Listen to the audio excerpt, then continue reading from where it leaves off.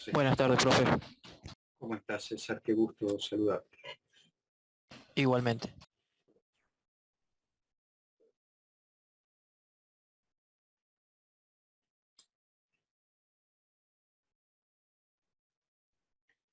Hola, profe.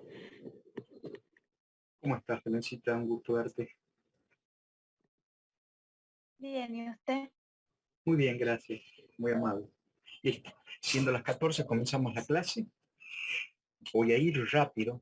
Entonces ustedes presten atención porque es larga la clase de hoy, ¿sí? De todos modos, todo lo que yo digo está no solo en las diapositivas, sino en los apuntes de clase que están en el aula virtual y en los libros que vamos, al final de la clase le voy a consignar dónde está y qué capítulo está. ¿Ok? Listo, comenzamos la clase. Voy a compartir la pantalla. ¿Se ve bien?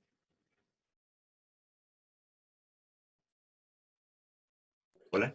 Ahora sí. Ahora sí. Ahora sí. Ahora sí, profe. Perfecto, listo. Bien. Lo que vamos a ver hoy se llama parámetro de la respuesta transitoria. ¿Qué es la respuesta transitoria? Es YDT. Es YDT. Es la transformada inversa de Laplace de YDS. ¿Sí? Entonces, ¿cómo responde en el sistema en el tiempo, en el plano real? ¿Sí? Es la salida, es lo que nosotros llamamos salida. Eso es YDT. Y lo que nosotros vamos a ver hoy son parámetros. ¿Qué parámetros caracterizan y sobre qué parámetros podemos decir que mi sistema es estable e inestable? ¿Sí? ¿Qué parámetros determinan ese tipo de estabilidad y sobre todo, y lo más importante, el tipo de comportamiento que puede tener un sistema? Nosotros vamos a analizar sistemas de segundo orden. ¿Por qué? Porque van a ver que son susceptibles de analizar, de tener parámetros, ya lo vamos a ver a lo largo de la clase. Sin embargo, por eso yo voy a obviar el estudio de los sistemas de primer orden. ¿Por qué? Porque los sistemas de primer orden tienen una respuesta, ¿sí? Fíjense que se llama respuesta. Sí, los sistemas de primer orden tienen una respuesta en particular que a nosotros no nos sirve, sí nos permite interpretar los parámetros, pero no nos permite estudiar los parámetros. Entonces, como nosotros necesitamos estudiarlo, estudiamos sistema de segundo orden. Cuando yo hablo de sistema de segundo orden, vamos a decir que los parámetros, y esto es importantísimo, los parámetros de la respuesta se obtienen de parámetros de la función de transferencia. ¿Sí? Se obtienen desde los parámetros de la función de transferencia. Eso es importantísimo. Es importantísimo entender que los parámetros de la respuesta transitoria se obtienen de los parámetros de la función de transferencia. Son dos cosas completamente diferentes. Una cosa son los parámetros de la respuesta transitoria y otra cosa son los parámetros de la función de transferencia. ¿Por qué se va a considerar un sistema de segundo orden? Porque normalmente los sistemas de orden superior se pueden generalizar para sistemas de órdenes inferiores. Ya lo vamos a ver cuando discutamos el lugar de las raíces, porque es un sistema de tercero, cuarto, quinto, sexto orden o de órdenes superiores. Yo puedo generalizar su comportamiento para analizarlos desde el sistema de segundo orden, que son mucho más sencillos. ¿Sí? Ya vamos a ver en lugar de las raíces por qué yo voy a analizar sistemas de segundo orden. Primero porque son mucho más sencillos de estudiarlos. Y segundo porque yo puedo generalizar el comportamiento de un sistema de orden superior y asociarlo a sistemas de segundo orden. ¿Sí? Nosotros cuando hablamos de orden vamos a hablar de la cantidad de polos del sistema. ¿Sí? Ojo, del polo del conjunto, que quiere decir de PDS, de PDS. En todo caso, si quieren, podemos hablar de GDS. ¿Sí? Es importante que en este punto sepamos diferenciar GDS, PDS y GDS. ¿Está claro? ¿Sí? GDS es la función de transferencia de, puede ser de la planta o de la malla directa, ¿sí? Sin HDS interviniendo, ¿sí?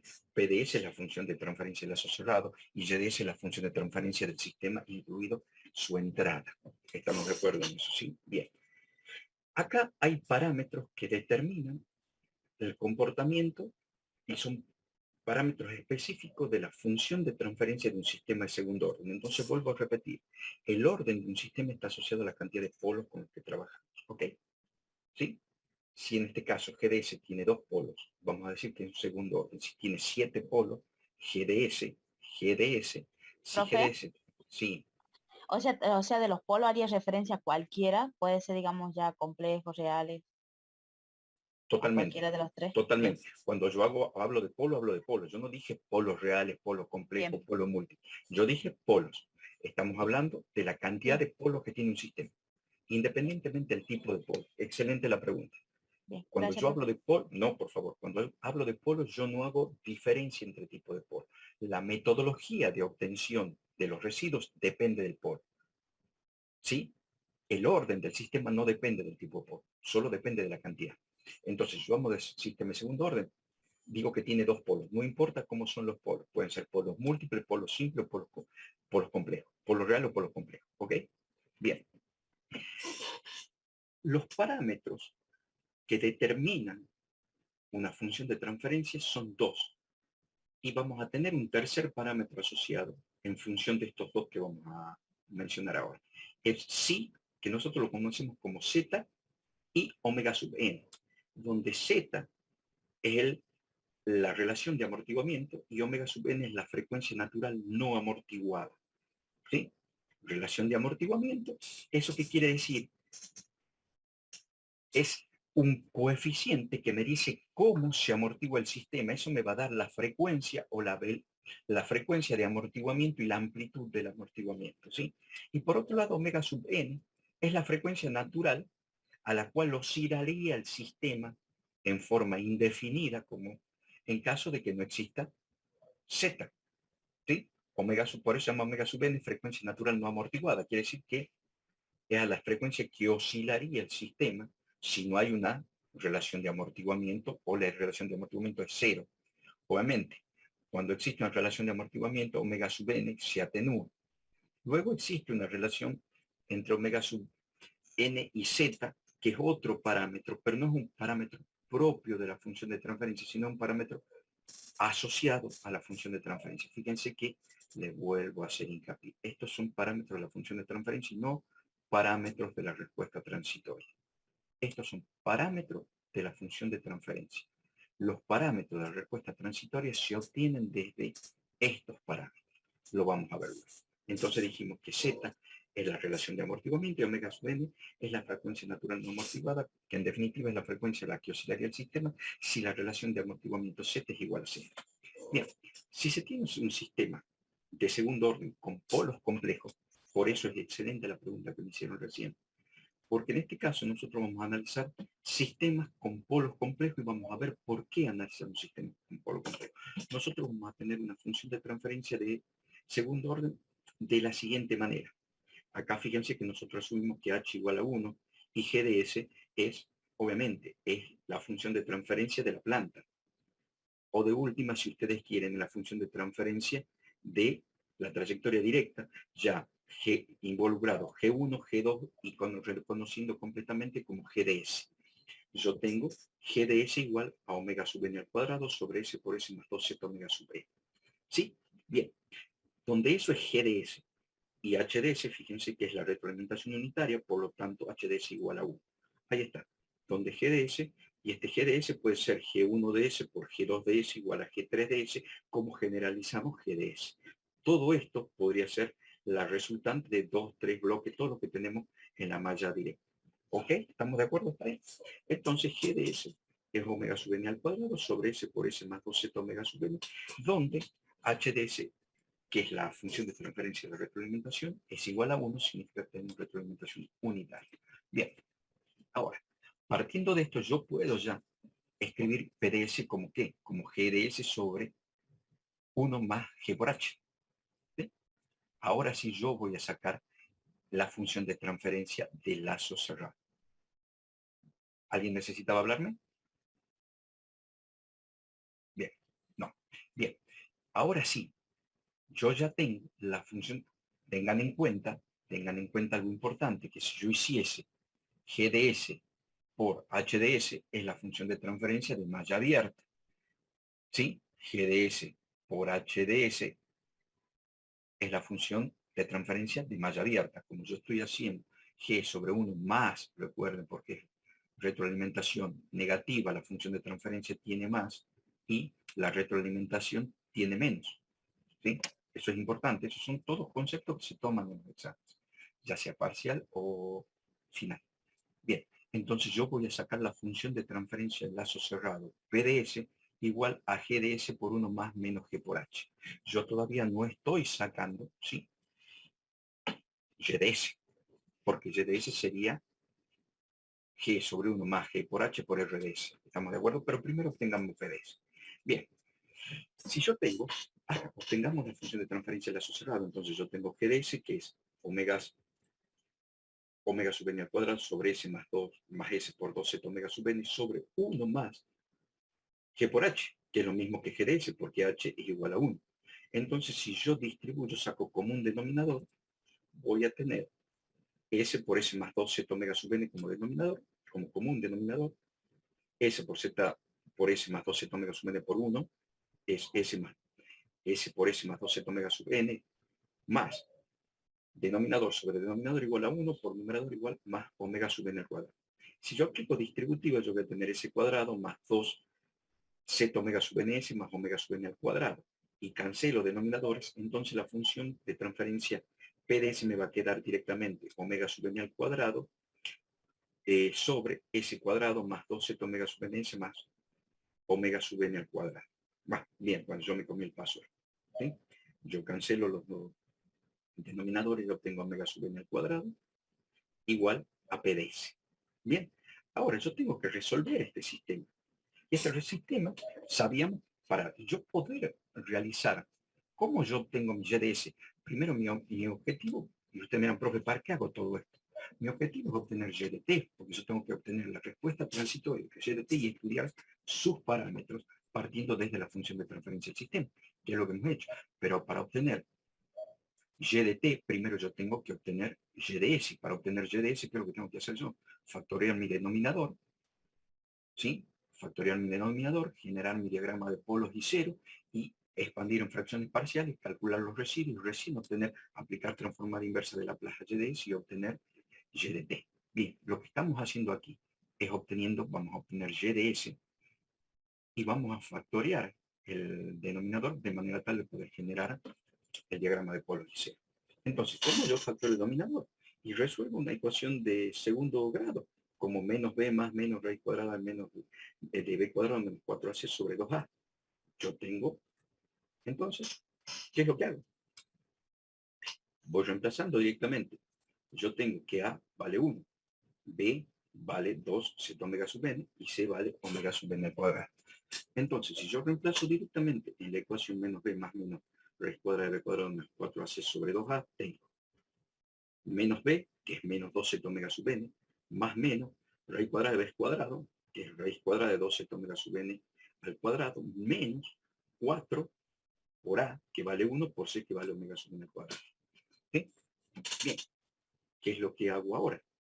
Ahora directamente yo voy a aplicar el cuadrado a 2z omega sub n. Entonces, yo tengo 4z al cuadrado, omega sub n al cuadrado, menos 4 omega sub n al cuadrado. Trabajo dentro de la raíz, trabajo en el radical. ¿Qué es lo que hago ahora? Fíjense, yo tengo 4 omega sub n al cuadrado, 4 omega sub n al cuadrado, entonces voy a sacar factor común. Y al sacar factor común me queda. Fíjense que yo por fuera de la raíz no estoy trabajando nada. Nada todavía. Estoy trabajando en la raíz. Saco factor común, entonces me queda z al cuadrado menos 1. Yo sé que la raíz es distributiva con respecto al producto, entonces lo que yo puedo hacer es raíz cuadrada de 4 raíz. Esta raíz yo la puedo escribir como raíz cuadrada de 4 por raíz cuadrada de omega sub n al cuadrado por raíz cuadrada de z cuadrado menos 1. ¿Sí? Acá lo hago en 2 pasos. ¿Sí? En realidad lo hago en un solo paso. Lo que yo lo expliqué en 2 pasos lo hago en un solo. Entonces directamente yo divido, en lugar de poner raíz cuadrada de 4, pongo raíz cuadrada de 4 omega sub n al cuadrado, que es exactamente lo mismo. Entonces lo que voy a tener 2 por omega sub n más raíz cuadrada de z cuadrado menos 1, que es lo que tengo acá. Ahora sí, saco como un denominador 2. Saco como un factor común. Disculpen, saco factor común 2 y cancelo. ¿Sí? Saco factor común y cancelo. ¿Qué es lo que yo ya puedo observar acá? Que justamente yo tengo menos z omega sub n, y es una particularidad que hemos dicho de los números complejos. Yo estoy viendo que ya tengo algo similar a un número complejo, porque tengo una parte que podría ser una parte real negativa, porque tengo menos z omega sub n y más menos algo. Pero yo no puedo decir que es un número complejo. ¿Por qué? Porque me falta la unidad imaginaria y que para nosotros es j en el plano de la frecuencia, porque nosotros tenemos sigma j omega. Si recuerdan, ya vimos eso en clases anteriores. Entonces aquí me está faltando la unidad imaginaria j. Entonces yo, para obtener la unidad imaginaria j, voy a hacer un artificio matemático. ¿Qué es lo que voy a hacer? Voy a multiplicar dentro de la raíz por menos 1. Porque al multiplicar por menos 1, ¿qué es lo que cambia? Me va a quedar 1 positivo menos z al cuadrado por menos 1. Y como la raíz es distributiva con respecto al producto, yo voy a poder distribuir raíz cuadrada de menos 1 por raíz cuadrada de 1 menos z cuadrado. Y raíz cuadrada de menos 1 es la unidad imaginaria que me hace falta. Entonces, si yo ya escribo directamente lo que tengo luego de simplificar, vemos y dejamos listo para qué, que es lo que decía, esto puede ser una parte real y esto una parte imaginaria sin la unidad imaginaria. Para obtener la unidad imaginaria aplico el artificio matemático de multiplicar por menos 1 y distribuyo la raíz con respecto al producto. ¿Sí? Me queda omega sub n por raíz cuadrada menos 1, y esto es que j. Entonces, lo único que yo hago es reescribir como un número complejo.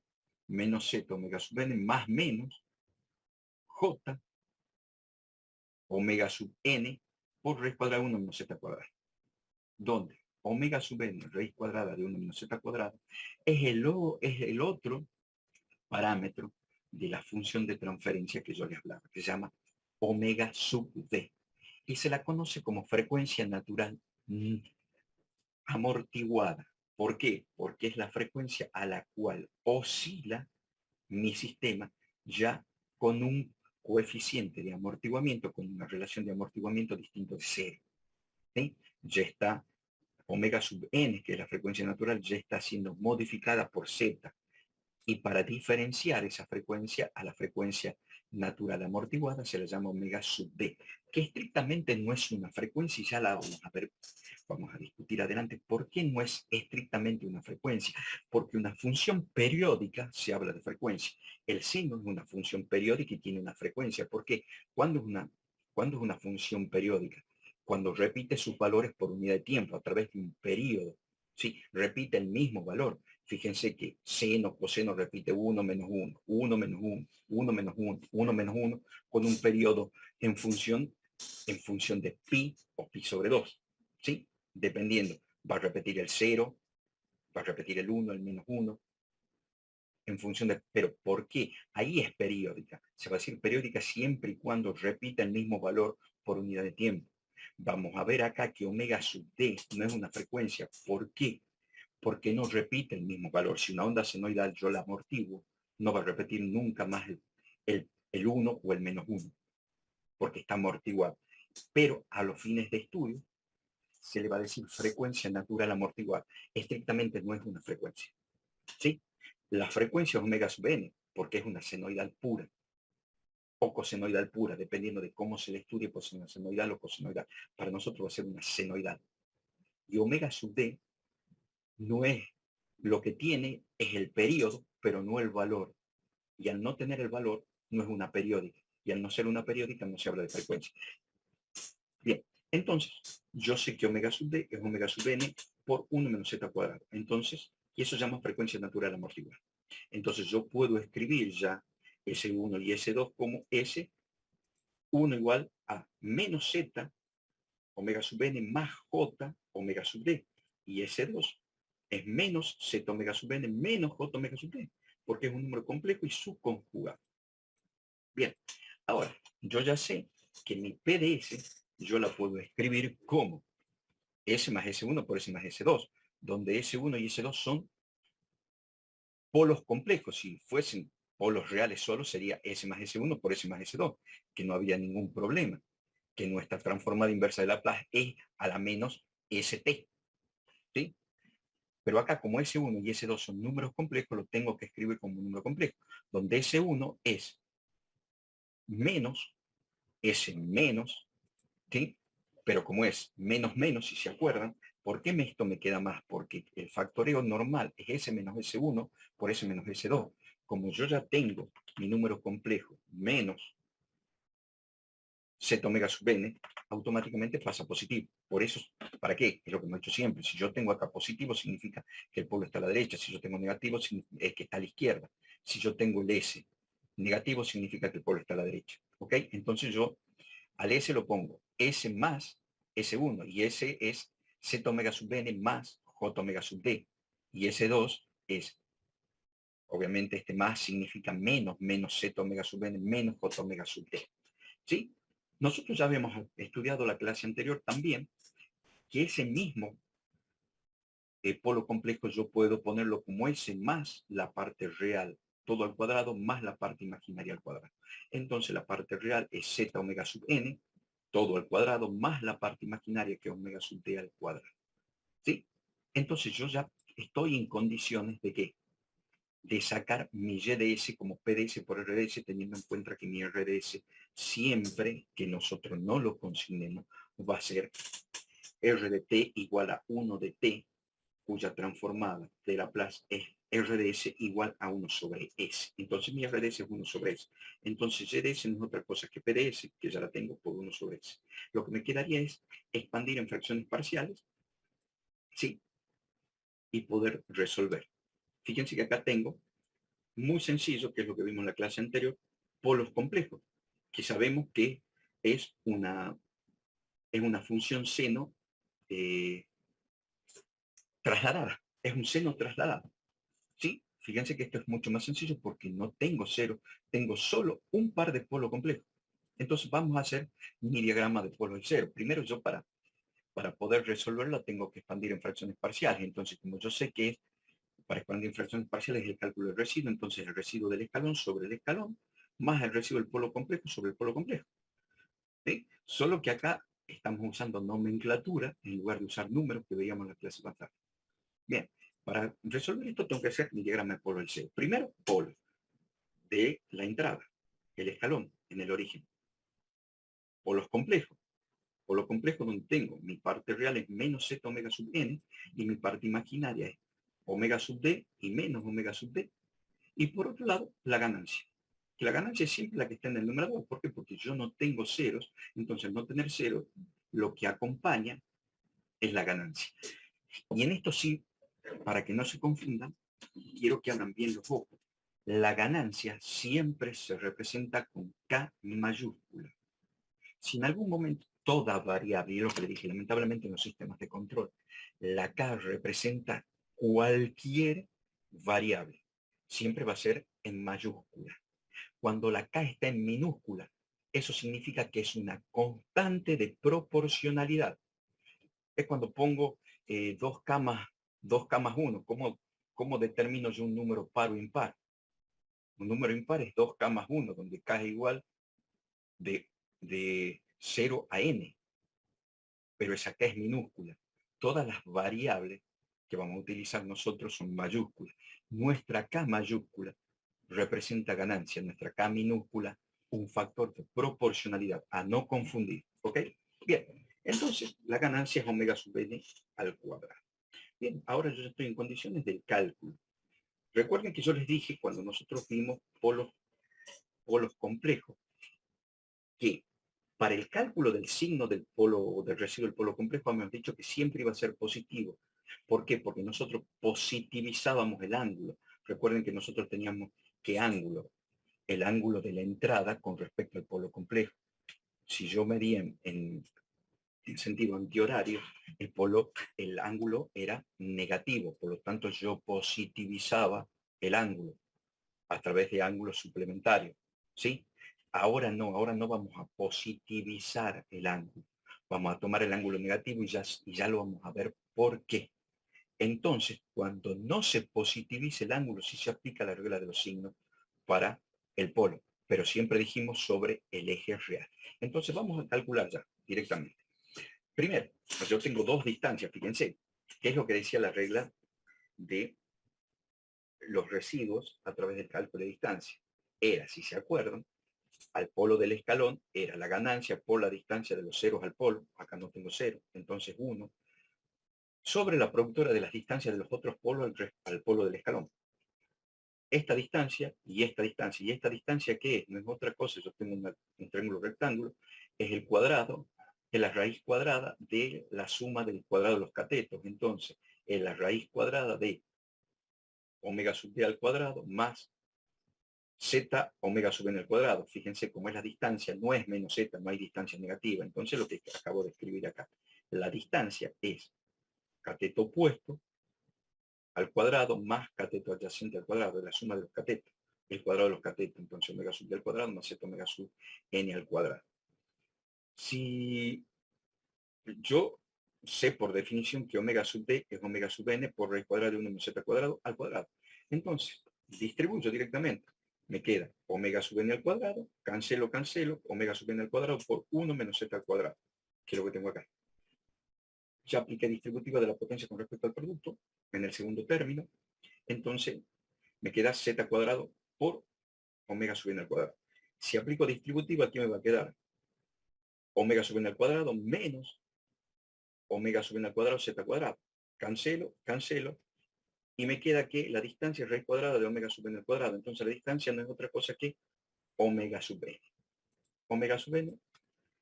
Entonces yo ya estoy en condiciones de escribir y de calcular el residuo del escalón. El residuo del escalón dijimos que es K ganancia, que es omega sub n al cuadrado, por distancia de los 0 al polo, no hay, entonces 1 sobre la distancia de los otros polos con respecto al escalón. Y esto es omega sub n por omega sub n. Ahí tengo la distancia de este polo al escalón es omega sub n y la distancia de este polo al escalón es omega sub n por omega sub n por omega sub n es omega sub n al cuadrado. Cancelo.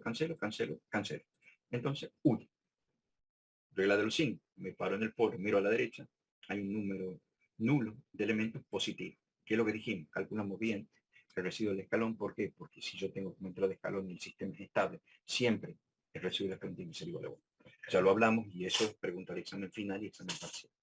Bien, ahora vamos al residuo del polo complejo. El residuo del polo complejo no es otra cosa que 2 veces la distancia del polo complejo positivo a la entrada, escalón en este caso. Bien, entonces el residuo del polo complejo es 2 veces el residuo de un polo complejo.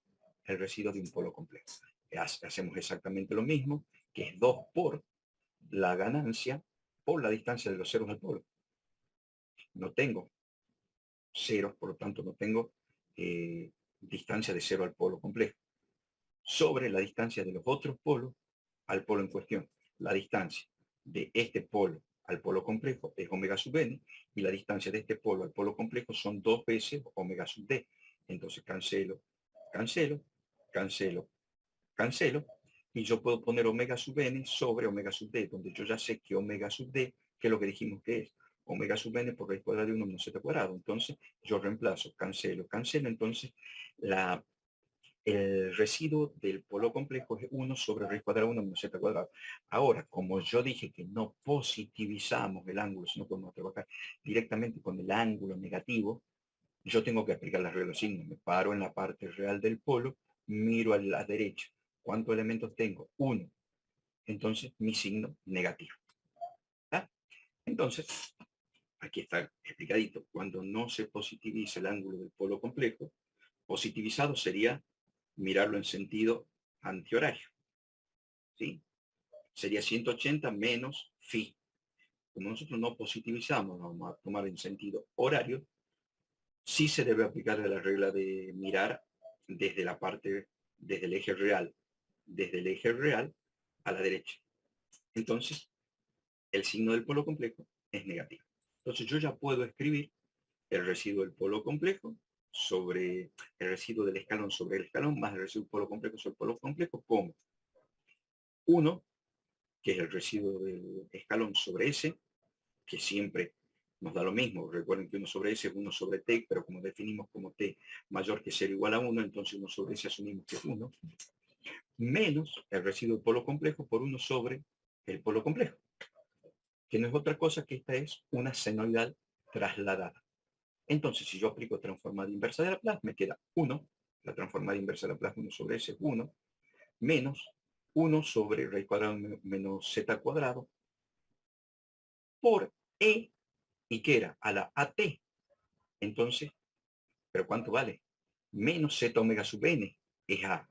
Entonces, a la menos z omega sub n t, porque eso es la transformada inversa de un seno, ¿sí? Trasladado. Es el núcleo a la menos AT, ¿sí?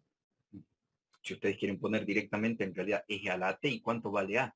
Menos z omega sub n. ¿Por qué? Para que me dé más, tiene que ser S menos z omega sub n. Entonces me queda Z, es lo mismo que yo tenía E a la menos AT, ¿sí? Por seno de omega sub dt más phi, que es lo que vimos en la clase anterior, que lo único que se le suma al seno trasladado es phi.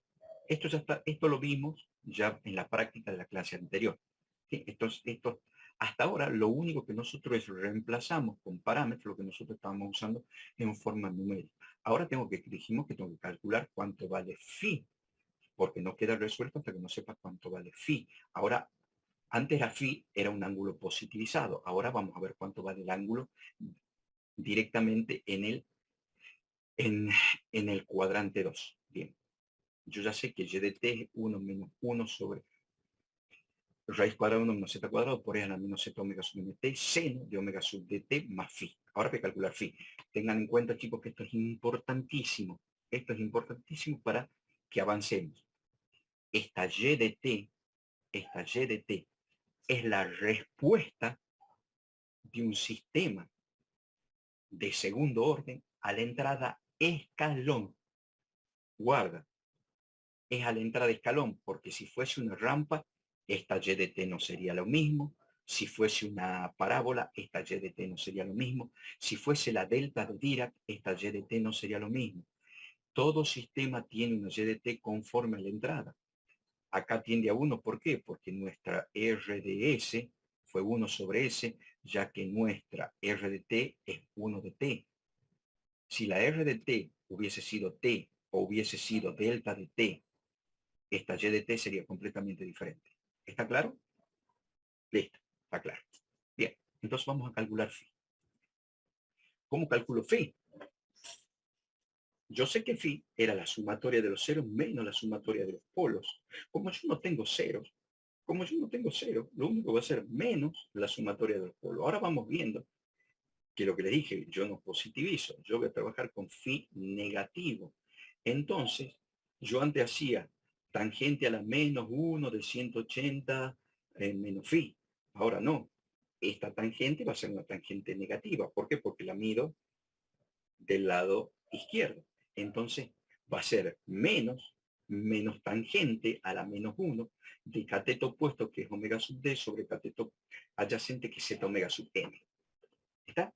Entonces, menos a la tangente a la menos 1 de omega sub d, omega sub n. Yo voy a reemplazar omega sub d, que yo sé que omega sub d es igual a ¿qué?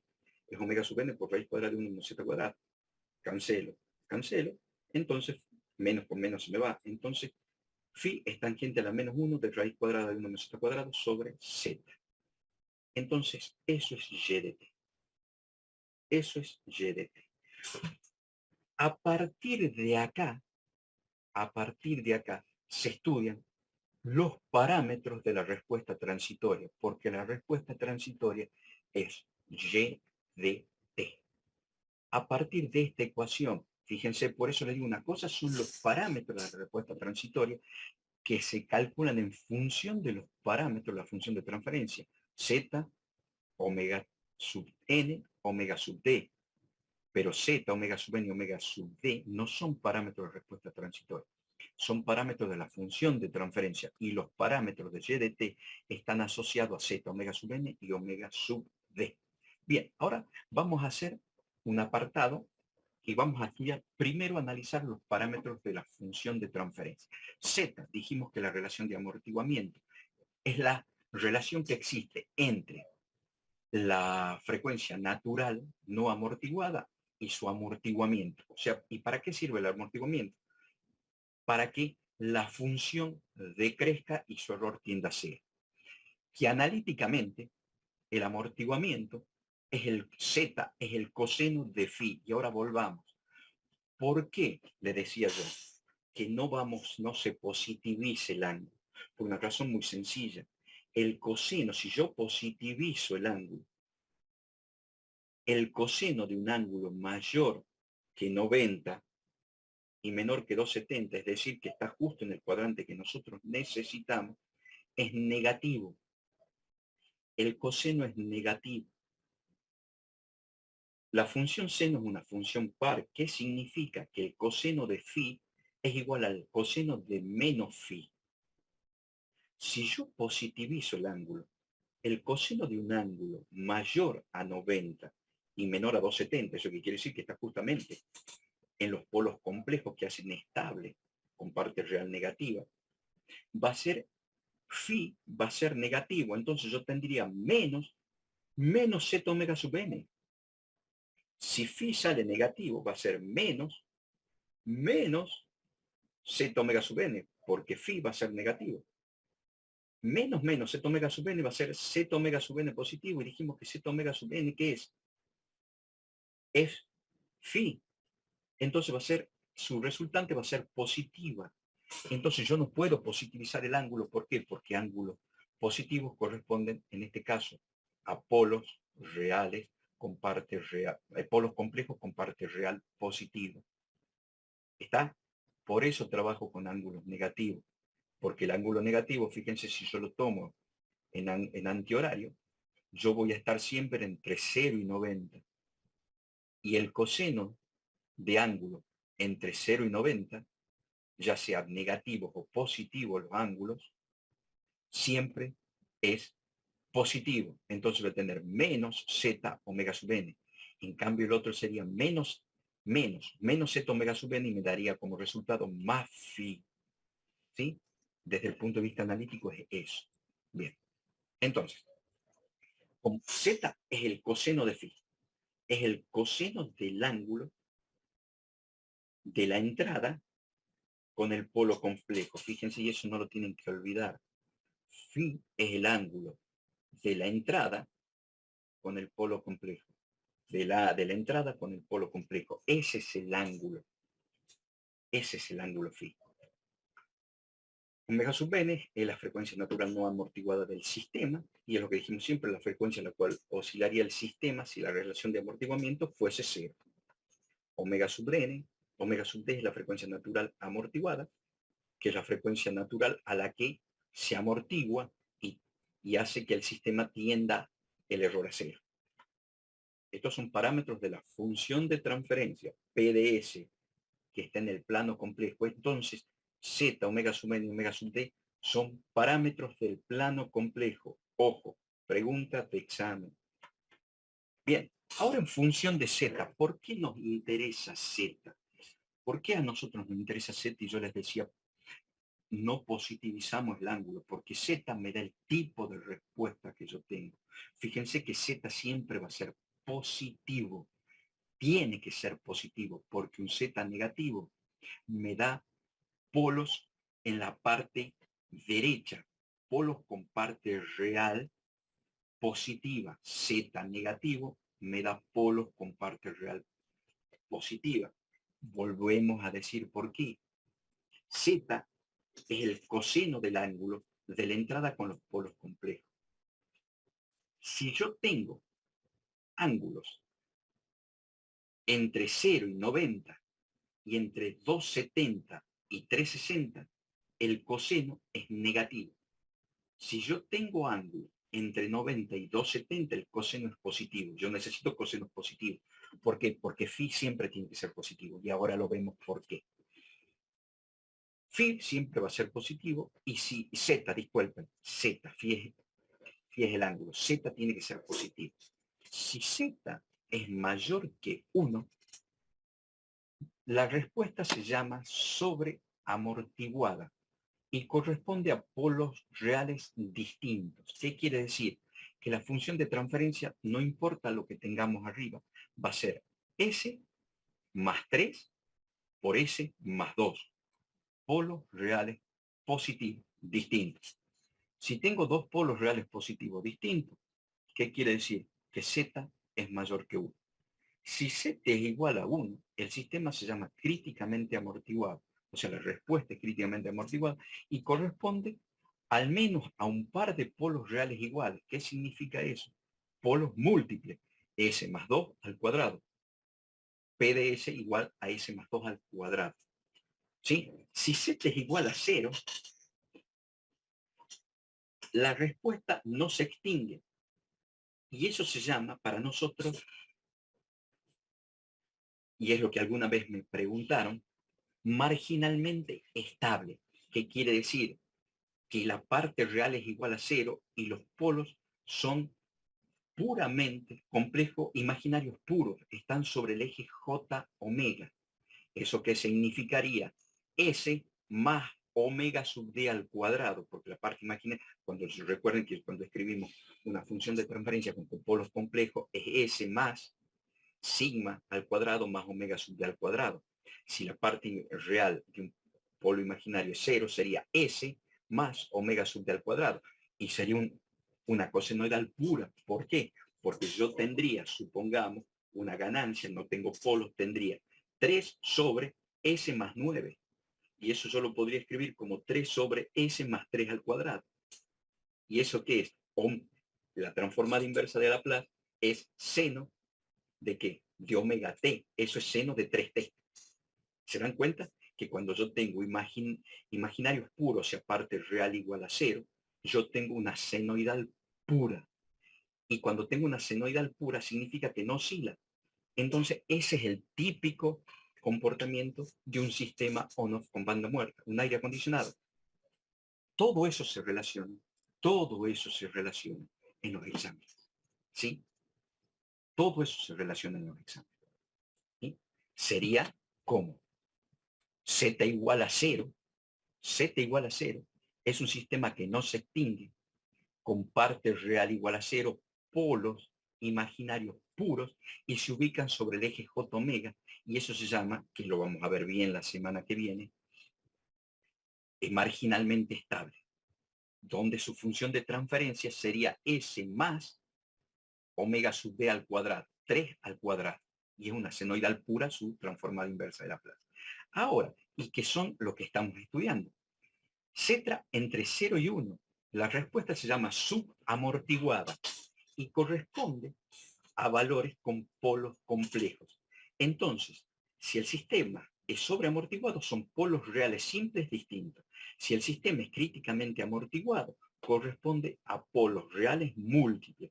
Si el sistema es marginalmente estable, corresponde a polos complejos puros. Y si el sistema corresponde a polos complejos, o sea que quiere decir que tiene su parte real distinta a 0 y su parte imaginaria también distinta a 0, porque si no serían polos reales puros y sería el primer caso con Z mayor que 1, se llaman sistemas subamortiguados. Y en ese caso, que es lo que vamos a estudiar nosotros, Z está entre 0 y 1. Acá hay varios valores óptimos. Entre 0 y 4 son las mejores respuestas. ¿Por qué? Porque entre 0 y 0,4, entre 0 y 0,4 tienen un sobrepico muy grande. Tienen un sobrepico muy grande. Y eso que hemos dicho que me da un sobrepico muy grande, una ganancia muy grande. ¿Sí? Me da una ganancia muy grande. Una ganancia muy grande me da un sobrepico muy grande. Eso que quiere decir que tengo una banda proporcional muy chica. ¿Sí? Y valores de Z mayor que 0,8 es una respuesta muy lenta. ¿Por qué? Porque valor mayor que 0,8 ya se aproxima a un Z próximo a 1, que es críticamente amortiguado, y ya vamos a ver cuál es la característica de un sistema críticamente amortiguado y sobreamortiguado. Hay aquí en este punto algo muy importante para estudiar. ¿Qué pasa en Z igual a 0,69? ¿Qué pasa en Z menor a 0,69? ¿Qué pasa con Z mayor a 0,69? Cuando estudiemos los parámetros dentro de 5 segunditos ya le empiezo a explicar. Y eso es importantísimo porque eso es un crucial en los exámenes. Bien. Bien. Seguimos estudiando los parámetros. Entonces, ¿qué es lo que dijimos? Z entre 0 y 1, esta es la formulación de la ecuación que vimos de Z, que es la resolución de nuestra ecuación al comienzo, ¿no? Si ustedes se recuerdan, de la función de transferencia.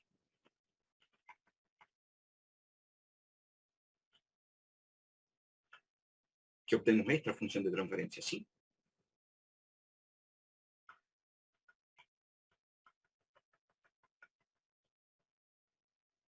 Si Z está entre 0 y 1, Z omega sub n es mayor que 0. Claro que sí, esto. Z omega sub n es mayor que 0. Por lo tanto, es subamortiguado. ¿Y esto qué es lo que me va a dar? Para Z mayor que 1, esto va a ser como un real. O sea, va a ser una parte imaginaria, va a existir la parte imaginaria con Z mayor, Z entre 0 y 1. Fíjense cómo va a ser. Primero, esto va a ser mayor que 0. O sea, yo ya de movida tengo polos en el lado izquierdo de mi plano. Y con Z entre 0 y 1, este valor es posible. Entonces voy a tener parte real y parte imaginaria. Entonces tengo polos complejos y se llama subamortiguado. Con Z igual a 1, la ecuación va a ser igual a menos omega sub n. Menos omega sub n, tengo polos reales iguales, o sea, polos múltiples, se llama críticamente amortiguado. Con Z mayor que 1, yo voy a tener polos, esta parte imaginaria va a desaparecer y voy a tener polos reales distintos, se va a llamar sobreamortiguado.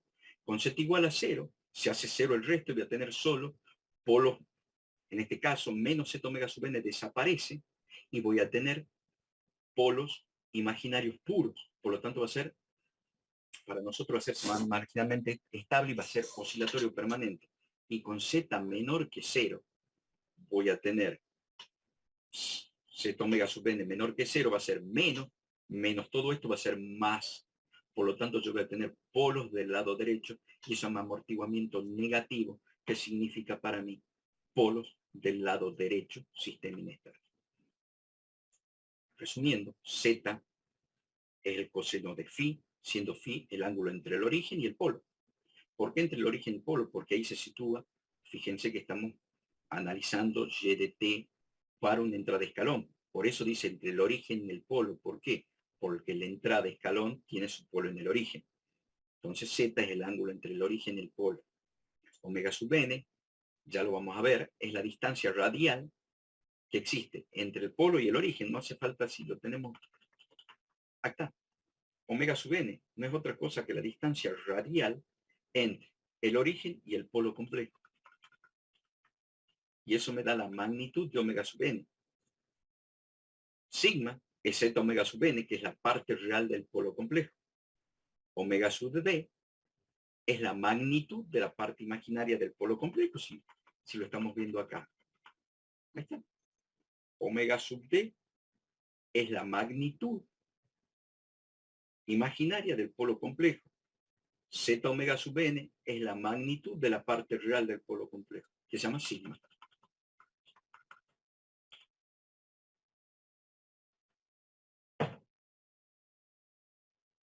S1 y S2 no es otra cosa que no sigma más J omega. Y sigma es la constante que acompaña a t en el término exponencial. Perfecto. Menos omega sub t, que es la exponencial decreciente, que nosotros tenemos e a la menos sigma t, que para nosotros más menos z omega sub nt. ¿Sí? Por eso nosotros teníamos, recuerden que si yo tengo 1 sobre s más 2, la transformidad inversa de Laplace es a la menos 2t, porque el s más 2 es s menos 2.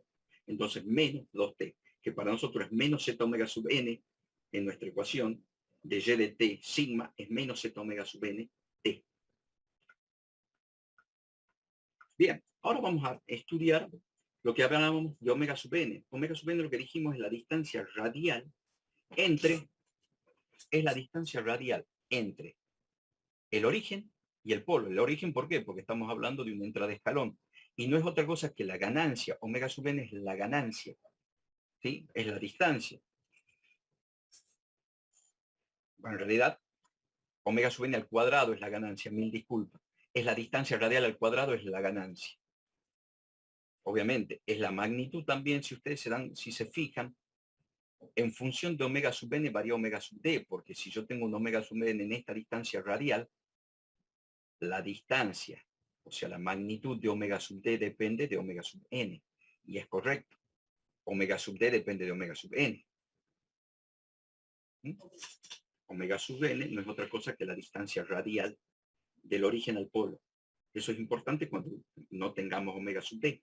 Nosotros sabiendo dónde está ubicado el polo podemos calcular a través de que es la hipotenusa, ¿sí? Que es la raíz cuadrada de omega sub d más z omega sub n al cuadrado. Yo saco cuánto vale omega sub n. Bien. ¿Y cómo voy a saber eso yo? Si yo tengo la ubicación del polo complejo, supongamos que yo tengo un polo complejo menos 3 más 4j, ¿sí? Yo ya sé que omega sub d vale 4. Entonces yo puedo sacar omega sub n. Si yo no dispongo de omega sub n, es algo muy sencillo. Seguimos acá. ¿Qué es lo que estamos viendo ahora? Que z no es otra cosa que el coseno de phi y va a estar en función también de omega sub n. Fíjense, si yo tengo ángulos positivos, en este caso yo tengo ángulos, ¿por qué no los positivizo? Porque lo que decíamos, si yo tengo ángulos mayores que 90 grados, ya mi coseno va a ser negativo. Todo ángulo que esté entre 0, 90, 270 y 360 voy a tener como resultante un z, que no es otra cosa que el coseno de phi3 va a ser negativo. Z vale 0 en el eje J omega, en el eje imaginario, y acá está la relación de amortiguamiento mayor a 0 entre los cuadrantes 2 y 3, relación de amortiguamiento negativa, va a estar en el cuadrante 1 y 4, ¿por qué? Porque el seno es negativo y acá el seno es positivo, y estamos viendo la relación de los cosenos. Obviamente los cosenos son mayores.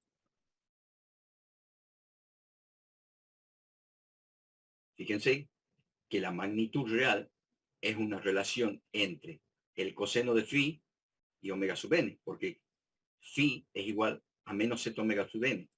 Entonces, a medida que varía z, varía phi, varía sigma. ¿Mm? Y esto es lo que veíamos. Fíjense por qué un coseno positivo me da un phi negativo, porque es menos z positivo por omega sub n. Acá me da menos z omega sub n, por lo tanto es menos phi, me da phi positivo. Esto quiere decir un polo complejo en el cuadrante 1 y su conjugado en el cuadrante 4, y eso quiere decir que mi sistema es inestable. Esto solamente, y ahí está, es a la menos sigma t, y esto es e a la sigma t, exponencial creciente, exponencial decreciente. Esto es cómo se mueve z en función de lo que vimos el comportamiento, entre 0 y 1, mayor a 1, igual a 1. En el cuadrante 1 y 3, z está entre 0 y 1, ¿por qué? Porque los polos son complejos. Justo en la distancia radial de omega sub n, z vale 1. ¿Eso qué quiere decir? Polos reales múltiples, críticamente amortiguados, mayor al punto de la distancia radial, z es mayor que 1, tendiendo a infinito, sistema sobreamortiguado, polos reales simples, distintos. Con el eje dijimos que z vale 0. Ahí dijimos que son imaginarios puros, para nosotros marginalmente estable, oscilatorio permanente y acondicionado, sistemas on-off con banda muerta. Z entre 0 y menos 1, fíjense que ya estamos con phi, con z negativo. ¿Por qué? Porque el coseno es de un ángulo entre 0 y 90 y 0 y 2, entre 270 y 360. Z menos 1 igual a la distancia radial. Z menor que menos 1 se hace más chico para allá. Z tiende a menos infinito. Y en el origen Z vale infinito. No es que valga, fíjense lo contraintuitivo. Tiende al infinito, pero en el infinito está en el origen. Cuando Z es igual al infinito, está en el origen. Y ya lo vamos a ver por qué. Sistemas estables, sistemas inestables. Eso está muy bien discutido también en los libros. No me pongo a discutir más acá porque nos lleva mucho tiempo, pero es lo importante para que ustedes entiendan. Respuesta al sistema en función de Z. ¿Qué dijimos? Sistemas estables, Z entre 0 y 1. ¿Y cómo se llama? Polos complejos. Ahí está. Z entre 0 y 1 dijimos que están polos complejos, complejos conjugados, sistema oscilatorio subamortiguado. Z igual a 1, polo múltiple, real múltiple, críticamente amortiguado. Fíjense la diferencia y ahora vamos a ver por qué es importante entender esta diferencia. Z mayor que 1, Z mayor que 1, polos simples, reales, distintos, polos simples, múltiples, o sea, polos reales iguales, polos reales simples distintos. Sistema sobreamortiguado. Fíjense la velocidad con la que sube esta curva y fíjense la velocidad con la que sube esta curva. El críticamente amortiguado es mucho más veloz que el sobreamortiguado. La respuesta del sistema es mucho más veloz. Sin embargo, fíjense la diferencia que hay entre la subamortiguada, que es ondulatoria, y la crítica y la sobreamortiguada, que no ondulan alrededor del valor deseado. Esta la toca. Fíjense que tocan el valor. Tocan por exceso y por defecto y oscila por arriba y por abajo. Un PID. Esto no tiene PID. ¿Ok? Bien.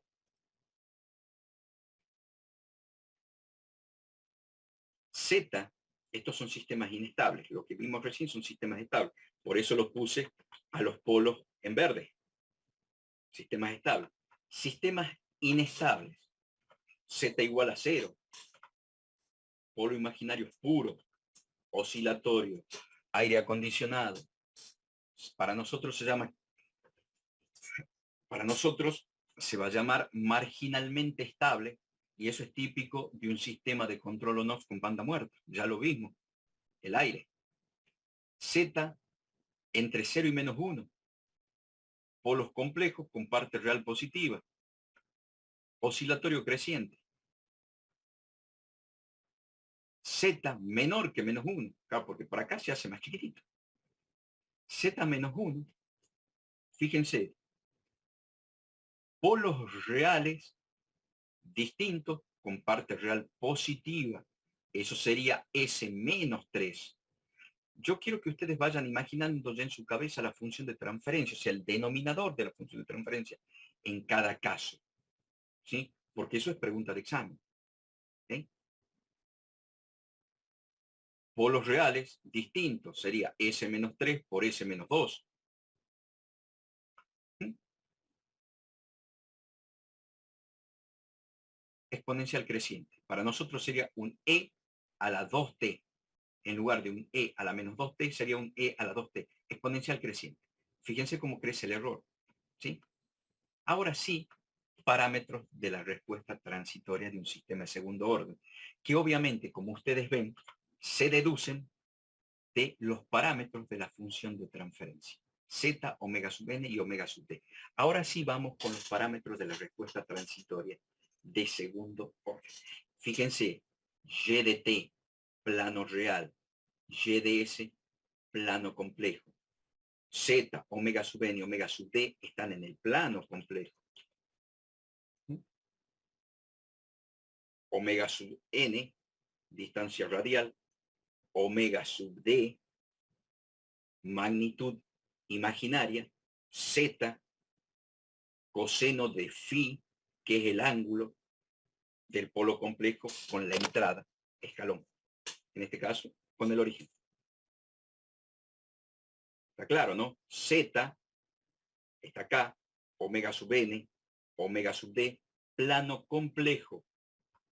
Parámetros de la respuesta transitoria son los parámetros Y de t plano real. Y los parámetros son los siguientes. Tiempo TDR, fíjense que ahora está tiempos. TDR, tiempo de retardo. El tiempo de retardo se define como el tiempo que tarda la función en alcanzar el 50% del valor deseado. En nuestro caso, como la entrada es escalón, el valor que yo deseo es 1. Entonces, el tiempo que tarda la función o la respuesta en alcanzar 0,5. La mitad del valor deseado. Es un valor de referencia, eso no se calcula ni se demuestra. Tiempo de crecimiento. El tiempo de crecimiento es el tiempo que requiere o el tiempo que utiliza la función o la respuesta y de t para alcanzar por primera vez el valor deseado. ¿Por qué? Porque lo alcanza n veces. Aquí, aquí, aquí, aquí, aquí, aquí, aquí. Y ese es un periodo. Fíjense que tienen un periodo. Tienen un periodo. Esto sí es periódico porque el 1 se repite. Fíjense, esto no es periódico. ¿Por qué? Porque este valor no se repite nunca más, porque al amortiguarse, cada vez se hace más chiquita, entonces existe un máximo absoluto, un mínimo absoluto que va a ser este. Este máximo no se alcanza más, no es que ondula 2 veces por el mismo.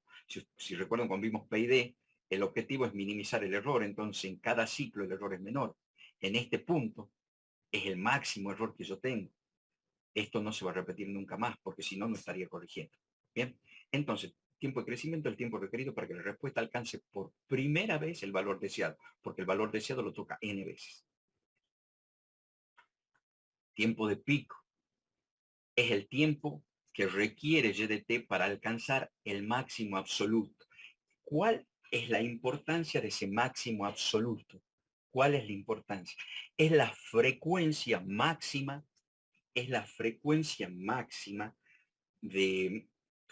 a la cual puede oscilar el sistema. Es la frecuencia máxima de resonancia a la cual puede oscilar el sistema. Por arriba de ese valor, el sistema se rompe. Supongamos, yo estoy calculando la respuesta de un puente.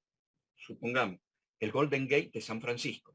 ¿Ustedes creen que el Golden Gate no está calculado para que absorba y oscile ante tifones? Sí, si lo ven. Ustedes por eso tienen esos tensores de metal que absorben y permiten que la estructura de hormigón oscile.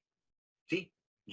Pero llega un momento que esa oscilación entra en resonancia y se quiebra. Esa frecuencia de resonancia es el máximo pico o el máximo pico a la cual puede oscilar el sistema y se calcula el tiempo de esa oscilación máxima. Esa es la máxima frecuencia a la que puede oscilar el sistema antes de romperse. ¿Sí? Y TDP es el tiempo que requiere esta respuesta para alcanzar ese máximo absoluto. Es decir, bueno, el puente dentro de los 5 minutos alcanza la resonancia. Si no llegó a la resonancia, listo, perfecto, se salva. Sí, pero ¿cuándo va a alcanzar la resonancia? Dentro de 5 minutos. Y a los 5 minutos esperemos a ver qué pasa. Si lo absorbe o no absorbe. ¿Ok? SP, justamente, es lo que llamamos sobrepico. Es el valor por arriba del valor deseado. Es la magnitud por arriba del valor deseado a la cual oscila el sistema. Es el máximo absoluto de la función. Y es la frecuencia máxima de resonancia a la que podrá ondular la estructura del puente. Por arriba de ese sobrepico, el puente se quiebra. Hasta esa frecuencia, en realidad no esa frecuencia, hasta esa amplitud, es que puede absorber la oscilación.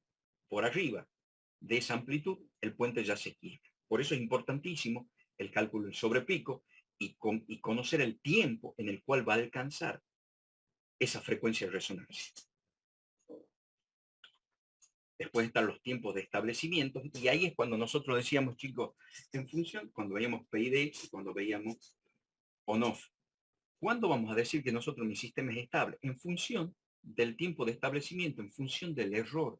Yo ya puedo decir, para mi diseñador, que a partir de este error, el sistema es estable. Y ahí es donde decíamos que el sistema tiene 2 estados.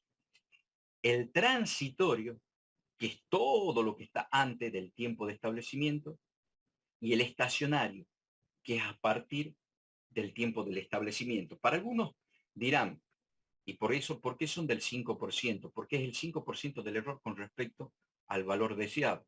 Y el 2%, ¿por qué? Porque es un error del 2% con respecto al valor deseado. En el caso de que la entrada sea 1, yo tengo un error del 0,05, entonces yo estaría en 0,95, por un lado, si estoy por defecto, y 1,05 si estoy por exceso. Yo diría entonces, si mi sistema está en 1,05, ya entro en el estacionario. Para aquel que es más exigente dirá, no, yo voy a tomar que el estacionario comienza en un tiempo de establecimiento del 2%. Entonces, cuando mis valores estén por debajo de 1,02 o por arriba de 0,98, es decir, que está entre 0,98 y 1,02, recién mi sistema es estable. El que es menos exigente dirá, no, yo prefiero a decir que está entre 0,95 y 1,05, ya es estable. ¿Se dan cuenta por qué era importante cuando decíamos, esperen que vamos a estudiar y en función de qué vamos a determinar cuándo el sistema ya es estable o es inestable? El tiempo que determina cuando el sistema es estable o no para el diseñador se llama tiempo de establecimiento.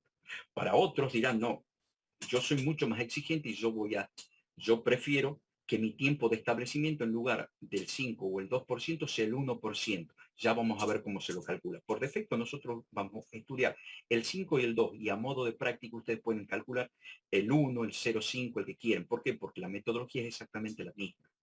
Entonces ustedes dirían, no, para mí un sistema es estable cuando está desde el 1% en adelante. O sea, cuando está, los valores toman entre 1,01 y 0,99.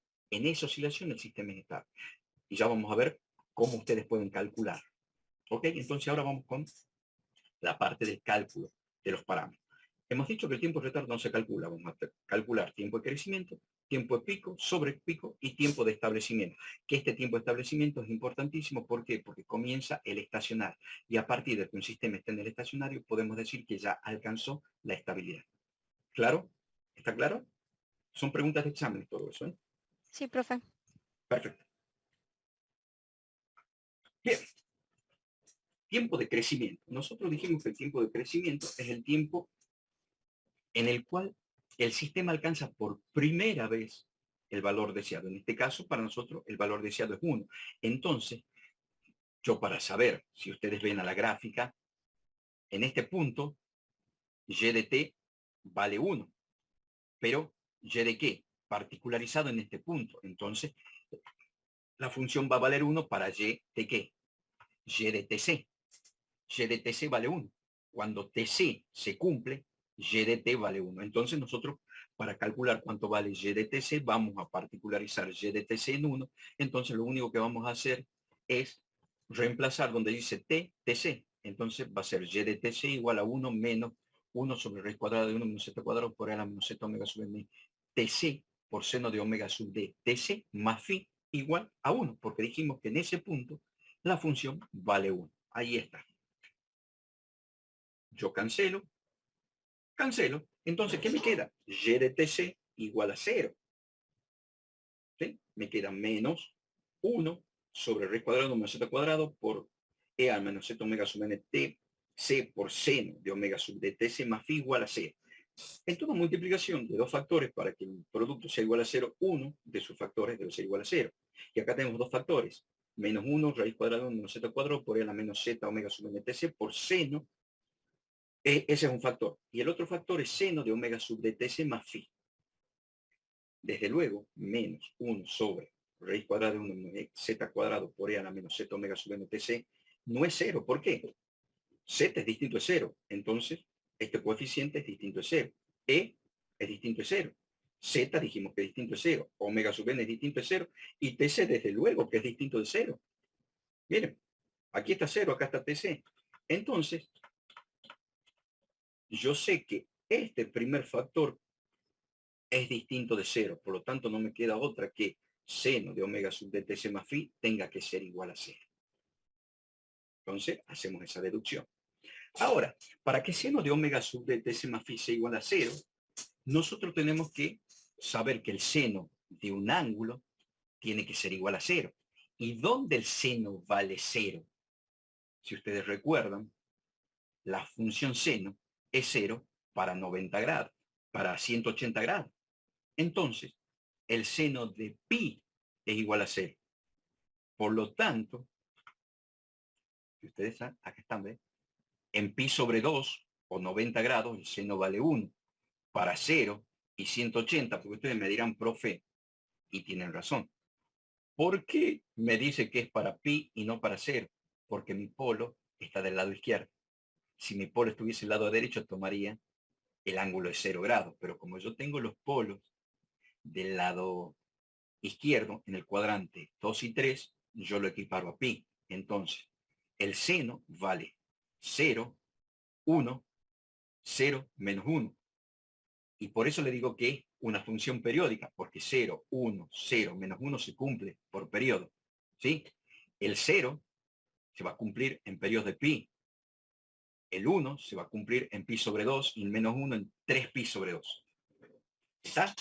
Entonces, el argumento del seno tiene que ser pi para que el seno de este argumento sea 0. Entonces, omega sub d por t de c, por t sub c más phi, tiene que ser igual a pi para que el seno sea 0. Entonces yo directamente de ahí despejo t sub c, que me va a quedar pi menos phi sobre omega sub d. Pi, yo sé cuánto es 3,14. Phi, yo sé cuánto es tangente a la menos 1 de raíz cuadrada de 1 menos z cuadrado sobre z. ¿Sí? ¿Está bien? O si no, arco coseno de z, si yo tengo z, es arco coseno de z. Lo conozco, lo tengo. ¿Sí? Si yo tengo omega sub n, y ustedes miran, profe, ¿cuánto vale omega sub n? Y omega sub n yo sé que la raíz cuadrada de qué? De la ganancia. Porque ganancia es qué? Omega sub n al cuadrado. Yo le saco la raíz cuadrada de la ganancia, tengo omega sub n. Fíjense toda la forma de ir obteniendo omega sub n. Y yo sé que arco coseno, ¿qué es? Cateto opuesto sobre hipotenusa. Eso es la definición de seno, es la definición de coseno. Entonces yo puedo sacar, por definición, puedo sacar cuánto vale phi. Entonces, z, pi conozco, z lo puedo calcular. Mil disculpas, phi lo puedo calcular obteniendo z, o obteniendo omega sub n, obteniendo omega sub d. ¿Sí? Y omega sub d lo conozco. ¿Por qué? Porque tengo omega sub n y z. Es todo. O sea, fíjense que todo puedo calcular a TC. ¿Sí? Ahora, lo importante es saber el análisis dimensional de esto, porque no, TC no son 5 peras, 6 peras, 7 peras, son segundos. ¿Cómo lo obtengo el análisis dimensional de los segundos? Phi está en radianes. Pi está en radianes. Phi está en radianes. Omega sub n está en radianes sobre segundo. Y se lee, si ustedes leen radianes por segundo, es radianes cada segundo, radianes por segundo, y se escribe radianes sobre segundo. No se escribe radianes por, no es una multiplicación. No se escriben cuando dicen radianes por segundo. Ustedes dicen revoluciones por minuto. ¿Qué significa? Las vueltas que da cada minuto. Y se escribe revoluciones sobre minuto por unidad de tiempo. Eso es frecuencia. Cuando ustedes lean, porque los ejemplos están así, una función de transferencia dirá milivol por segundo. No se escribe milivol por, matemáticamente por segundo, es milivol sobre segundo. Que se entiende por o cada. Y eso es una relación de cambio. Y eso cómo se escribe, como una división. Entonces, yo lo único que hago es pasar segundo por arriba, me queda radianes menos radianes, unidad radianes. Segundo pasa multiplicando al numerador y cancelo radianes por radianes y me quedan segundos. Ahí está. Ese es el análisis dimensional de por qué tiempo de crecimiento queda en segundo. Y es correcto, porque el tiempo de crecimiento lo estamos viendo que está en el eje del tiempo. Está en el eje del tiempo. Entonces tiene que estar dado en segundos. Bien, ahora. Tiempo pico. El tiempo pico, que es lo que hemos dicho, que es el tiempo que transcurre o que le toma al sistema a alcanzar ese sobrepico, esa amplitud máxima de resonancia antes de que se rompa. ¿Y dónde está? Fíjense, ¿dónde está? Está acá. Ese es el tiempo pico. Y en realidad, como esto es un oscilatorio decreciente, quiere decir que la amplitud disminuye cada vez que hace un ciclo, este va a ser el máximo pico. Va a ser, y en definitiva, como nosotros tenemos análisis matemático 1, es el máximo absoluto de la función. ¿Sí? Y fíjense, y tiene una particularidad. Su primera derivada es igual a 0. En un máximo y en un mínimo las derivadas son a 0. Luego veremos si es máximo absoluto, mínimo absoluto, pero sabemos que la derivada es 0. ¿Por qué? Porque es perpendicular al punto. ¿Ok? La pendiente es 0. Entonces yo sé, ya de antemano, que en ese punto la derivada de y de t vale 0. Por eso dice, y', que es la derivada de esta función particularizada en este punto, vale 0. Ahora, para hacer lo mismo que la otra función, como y despejar TP, pero imagínense que tengamos que derivar esta función, porque es la derivada de y de t. Derivamos y de t y particularizamos en t de p, igualamos a 0 y despejamos t de p. Podemos estar 5 años derivando esta función. Entonces, para evitar derivar y de t, se hace un artificio matemático. ¿Y qué es lo que se hace? En lugar de trabajar con la derivada de la salida, que la derivada de la salida es y' de t, se trabaja con la derivada de la entrada. R de t es la entrada. Derivo la entrada y veo qué respuesta obtengo a la nueva entrada. Y asumo que la respuesta a la derivada de la entrada es la derivada de la salida. Entonces, ¿qué es lo que asumo? Que yo derivo la entrada, R de t, y obtengo como respuesta y' de t. Entonces, en lugar de trabajar con y de t, voy a trabajar con y' de t, pero yo no voy a trabajar con R de t igual a 1 de t. Yo voy a trabajar con la derivada de R de t. Y nosotros dijimos, cuando vimos funciones de singularidad, que la derivada de 1 de t es el impulso unitario delta de Dirac, cuya transformada de Laplace es 1. Entonces, vamos de nuevo. Yo le dije, tengan en cuenta que esta y de t es la respuesta a 1 de t al escalón. Si yo derivo el escalón, mi entrada ahora viene a ser el impulso unitario de delta de Dirac. Entonces tengo que volver a calcular y de t para el impulso unitario.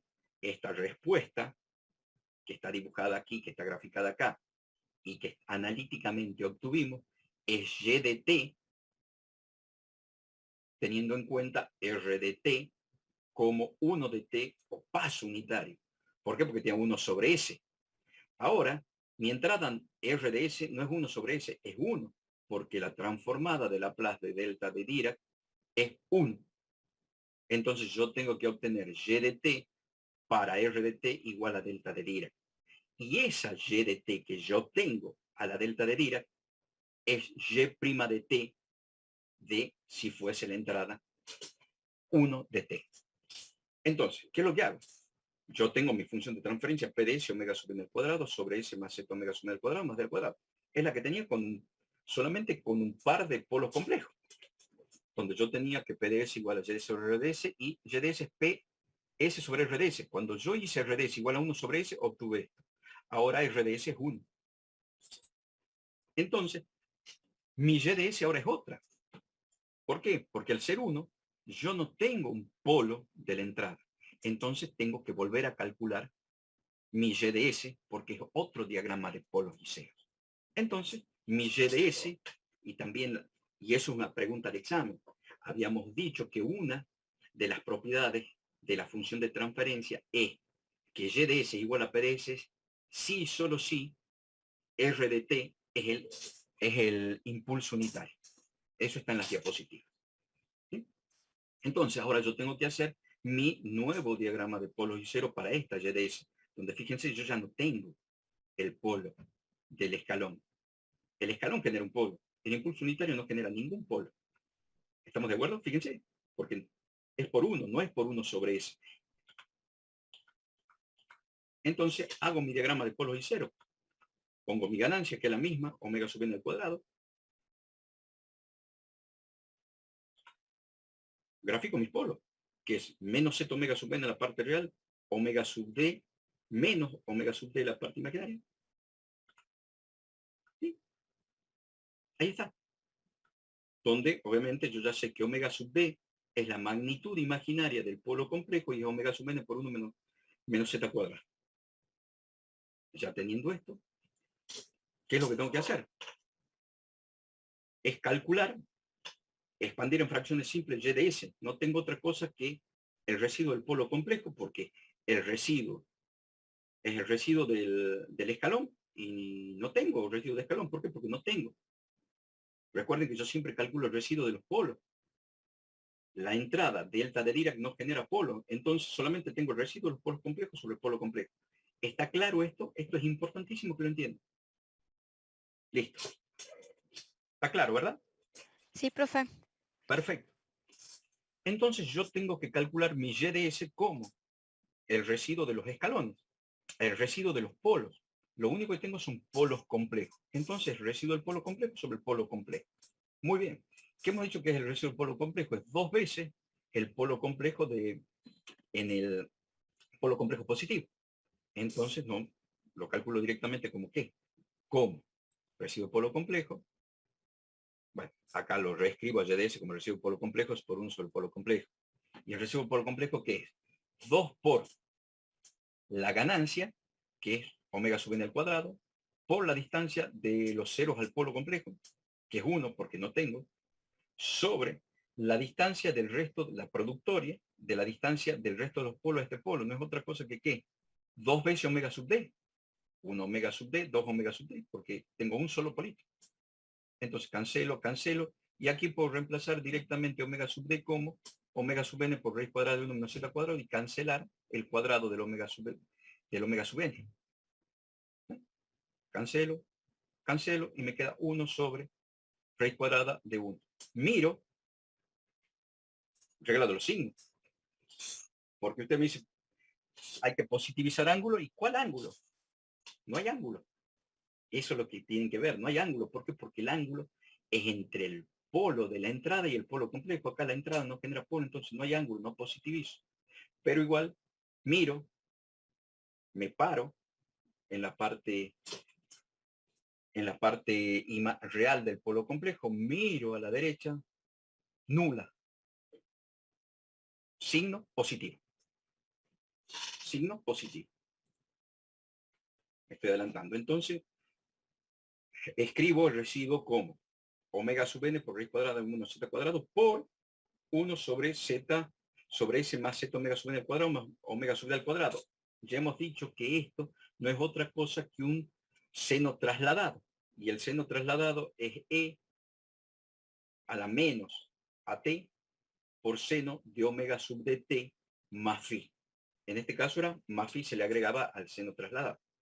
Hago transformada inversa, saco el residuo como factor y aplico transformada inversa al seno. Porque esto, fíjense, esto es una senoidal pura. Obviamente va a ser trasladada y me queda e a la menos z omega sub t, que para nosotros era a la menos at, por seno de omega sub dt. ¿Y por qué no es más phi? Porque esa es la pregunta, no es más phi. Porque phi, vuelvo a repetir, es el ángulo entre el polo de la entrada y el polo complejo. Acá la entrada no genera polo, entonces no hay ángulo. Entonces, ese es directamente y de t. Esta y de t que obtengo sería la y' de t a la entrada de escalón. Y esto es lo que tengo que igualar a cero, o sea, particularizar en t de c, porque es tiempo de crecimiento, en t de p, ¿sí? Y en realidad yo de aquí ya particularizo para cero y despejo t de p, ¿sí? Donde dice y de t, la t reemplazo por t de p, que es el tiempo pico que estoy calculando. ¿Sí? Vuelvo a repetir. Esta es la respuesta ¿a qué? Al impulso unitario, que es la derivada del paso unitario. Entonces, la derivada de la respuesta es equivalente a la respuesta de la derivada de la entrada. La derivada de la entrada es el impulso unitario, porque mi entrada original era el paso unitario. La derivada es el impulso. La respuesta al impulso es esta y de t. Y esta y de t representa la derivada, o sea, y' de t, de la entrada paso unitario, que para nosotros hubiese sido 1 menos raíz cuadrada de 1 menos z cuadrado por e a la menos z omega sub n t por seno de omega sub de t, omega sub de t más phi. Si yo derivo eso, obtengo esto. Esta y de t. ¿Está claro? Entonces, acá sí particularizo en TP y lo igualo a 0. Ahí está. Porque yo sé que la derivada vale 0 en ese punto. Ahí está. Y de TP igual a 0. Particularizo en TP igual a 0. Exactamente lo mismo. Esto es un producto de dos factores. Desde luego, omega sub n distinto es 0, z distinto es 0, e distinto es 0, TP distinto es 0. El primer factor distinto es 0. Para que el producto sea 0, no queda otra que el segundo factor sea igual a 0. Y hemos dicho que para que seno de algo sea igual a 0, el argumento del seno tiene que ser pi. Entonces, yo sé que omega d por TP igual a phi. Por lo tanto, TP es phi sobre omega sub d. Hacemos exactamente el mismo análisis dimensional. Está en radianes y está en radianes.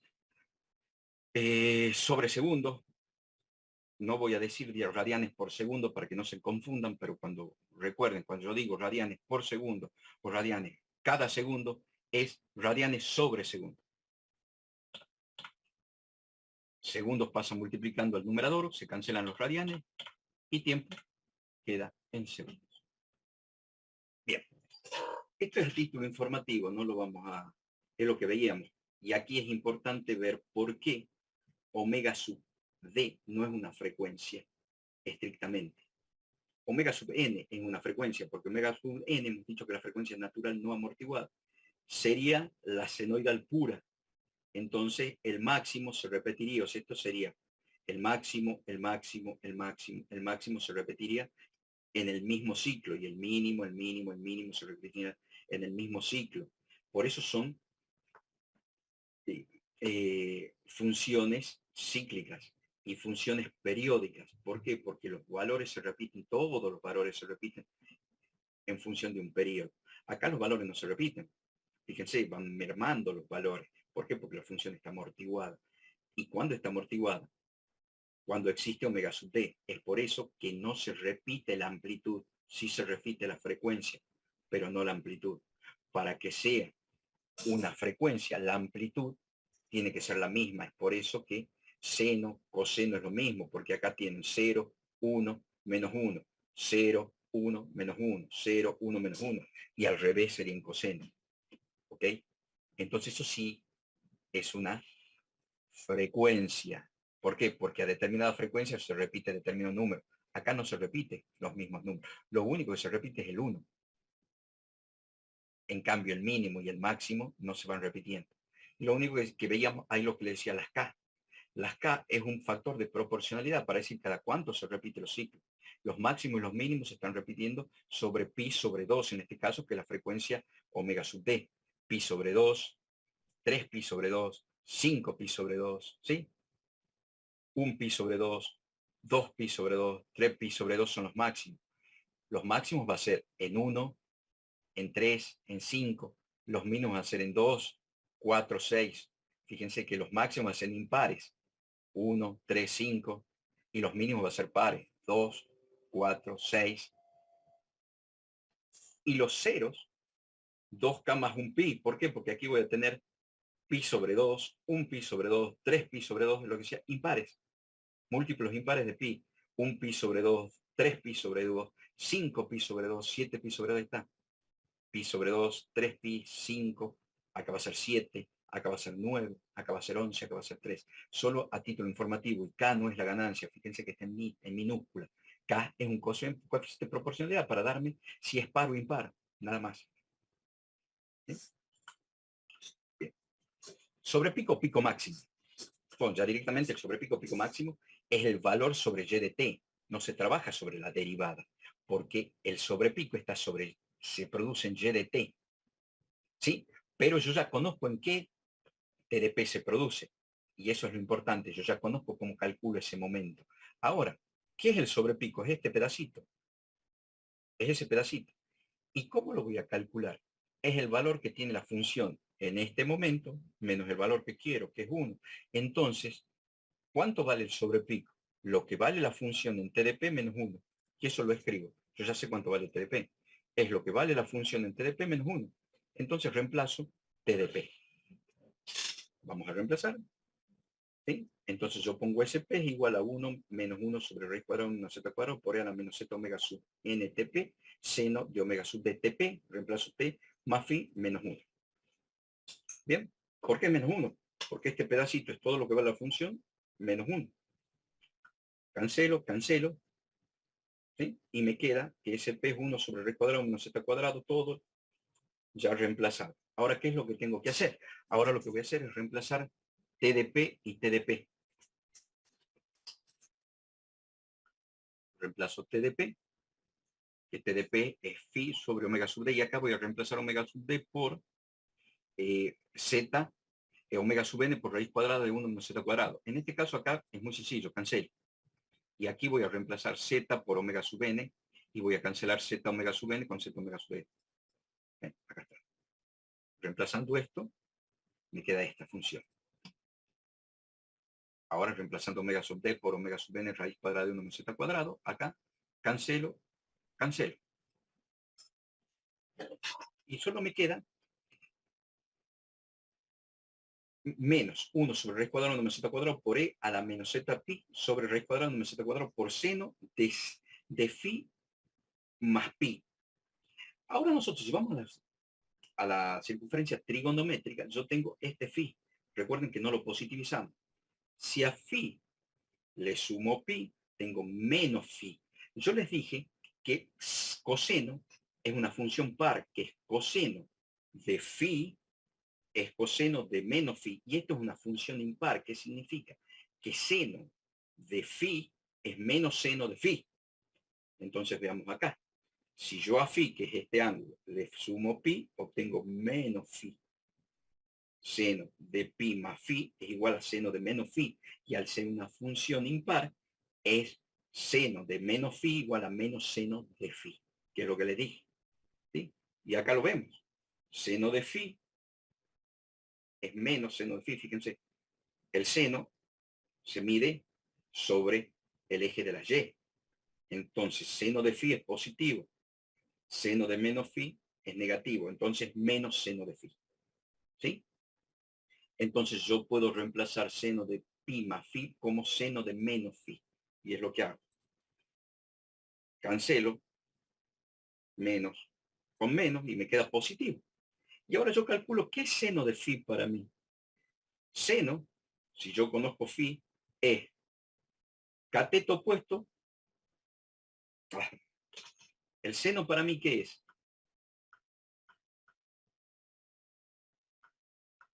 Cateto opuesto sobre hipotenusa.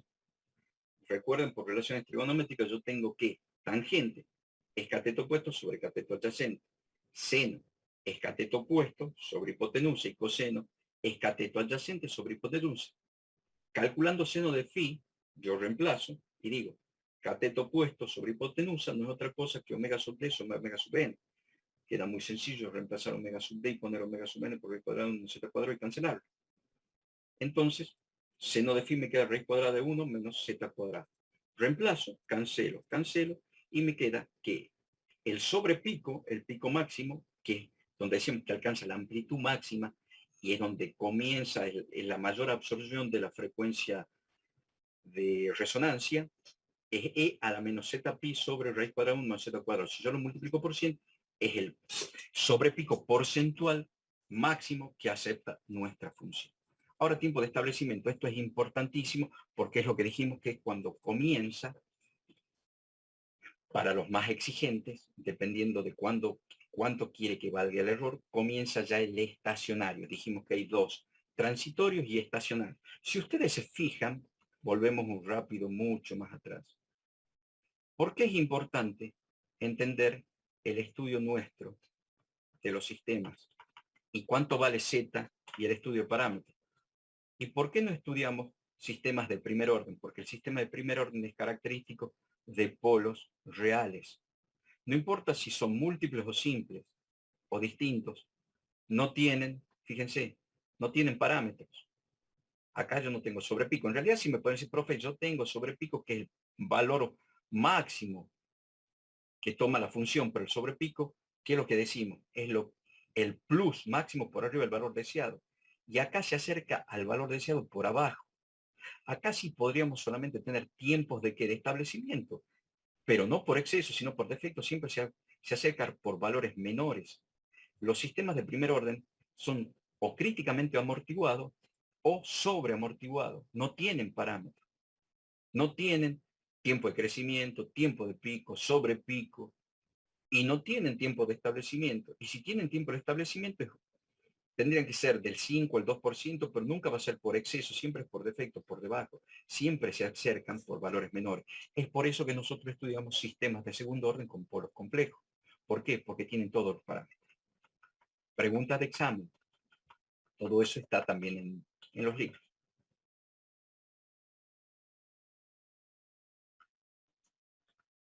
Tiempo de establecimiento. Fíjense que nosotros vamos a analizar los dos tiempos de establecimiento muy rápido y ustedes, si quieren, pueden calcular tiempos de establecimiento superiores. El tiempo de establecimiento lo vamos a tomar del punto que culmina el transitorio y empieza el estacionario. Y hemos dicho que puede ser un criterio del 2%, el criterio del 3% para una entrada. ¿Sí? Esa, y va a estar dada en las envolventes. Aquí está. ¿Por qué esta función tiene 1 más? Estas son las envolventes. 1 más 1 sobre 1 menos raíz cuadrada de un z cuadrado. Esa es la envolvente superior y esta es la envolvente inferior. Fíjense. ¿Sí? En realidad, fíjense, esta es la senoidal, que es lo que se amortigua. Las envolventes 1 más, yo estoy poniendo todo esto, chicos, a la menos z omega sub nt, lo estoy poniendo en el numerador. ¿Sí? Esto es por exceso y arranca la envolvente por más y arranca la envolvente por menos. Y estas son las envolventes. Y en función, que es la exponencial decreciente, ¿qué es lo que me hace que una onda se amortigue? La exponencial decreciente, y ahí está. ¿Cuán rápido se decrece la exponencial? Está en función de dado de qué? De sigma. ¿Sí? Recuerden que z omega sub n es sigma t, y para nosotros e a la AT y ahora E a la menos sigma T. Y eso es lo importante en nuestro... Y sigma, que ¿de qué depende? De Z y de omega sub n. Es por eso que la velocidad con la que va a decrecer el sistema depende de dos parámetros de la función de transferencia, Z y omega sub n, porque eso da justamente la velocidad de decrecimiento de las envolventes. Una particularidad, en este caso, para analizar los tiempos de establecimiento, fíjense, tanto la envolvente como y de t en los puntos de intersección toman el mismo valor.